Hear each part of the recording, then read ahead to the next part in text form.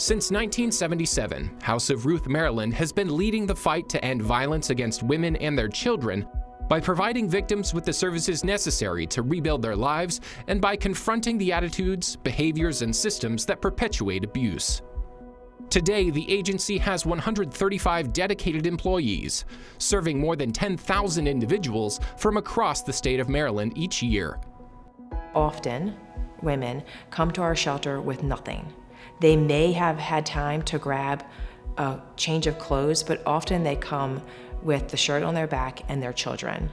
And it's our job to get them into emergency shelter safely, get them the resources that they need so they can continue to live safely and free of harm. That's what we do each and every day. Thousands stand for the mission of House of Ruth Maryland, but more must stand with House of Ruth Maryland. In order to continue to serve those who turn to us for help, House of Ruth Maryland needs the community to provide resources, to help make connections, and to donate their time and talent until the day comes that every woman and child in our state is safe in their own home. It is the support of the community that provides the essential resources needed to serve our clients. House of Ruth Maryland is the largest comprehensive domestic violence program in the state of Maryland. That being said, the need is still out there. It's still tremendous. We won't be able to provide life-saving services to so many survivors every year without community support. That community support provides services to help the agency grow and broaden our reach. It's essential for House of Ruth Maryland and all nonprofits to have a very strong board of directors that guides us, that makes those connections for us that we might not be able to make on our own, but again, shares the story of our mission.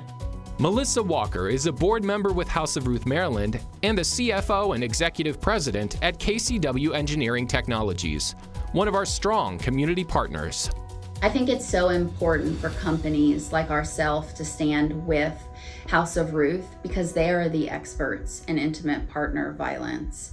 And so our job really is to say, how can we support you? So KCW supports House of Ruth in multiple ways. We have several events throughout the year, and the purpose of the events is not only to find ways to support House of Ruth and the women and children that are in the shelter, but it's also to spread awareness about intimate partner violence. One of our favorite events is Amy's Spring Baskets.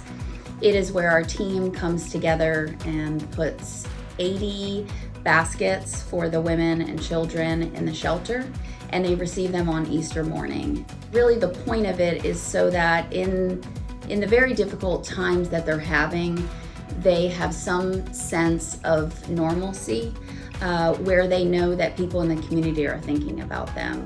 As Melissa reached out to community members asking for basket donations, one woman and her family sprang into action. She shared with me that she had recently lost her sister Amy to the effects of domestic violence. It really became the vision of making the spring baskets about Amy and her life, and celebrating the strong woman that she was, the talented woman that she was. And so every year we have her family come to the office and we set out pictures of her and we talk about her and we talk about domestic violence, and House of Ruth comes and the community gets to be involved in this, this wonderful event. House of Ruth Maryland was formed by a group of dedicated volunteers, and they saw a problem, and it was created to try and help that problem, to try and resolve it. So that lives on today, which is why we can continue to do the work that we do. I had started donations to the House of Ruth of Maryland about 20 or 30 years ago when they were located downtown. When I heard about domestic violence, that just stirred up something in me to want to help in whatever small way I could do it. Now I have the time, T-I-M-E, to donate that more to the House of Ruth of Maryland. Spending her free time during retirement selflessly, Ms. Helen volunteers in the donation center for 3.5 hours, 3 days a week.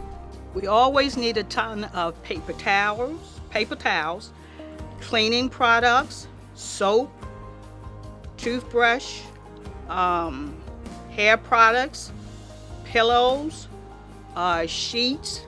As donations are dropped off, volunteers begin sorting items. They also check expiration dates and make sure things like clothing are in good condition. Donations are then taken to a space for clients to take what they need for themselves and their family. You know, like I said, I think about what these people are going through and never had to really experience it. But just imagine the kids and, the women. It's important that somebody knows and wants to make a stand with them to help them. We're doing a very good job, but with more hands, more bodies, just think how much more that we could accomplish. Intimate partner violence knows no boundaries. It can happen to everyone. I came from a good family, good parents, and fell into behaviors that were something that I could not identify as being unhealthy. And therefore, I think the more we talk about it and the ways that I serve along House of Ruth that open up conversations in our office, and they open up conversations in our home, and they open up conversations in our community, it allows me more opportunities for people to just be aware that intimate partner violence can affect anyone. We are so fortunate that intimate partner survivors can reach out to us and get services to change their lives forever. If you have hands and feet and a mind to think, ears to hear, eyes to see, and you're breathing every day, that should move you to want to come out and help someone, to stand by them, with them, and for them. That's how important it is.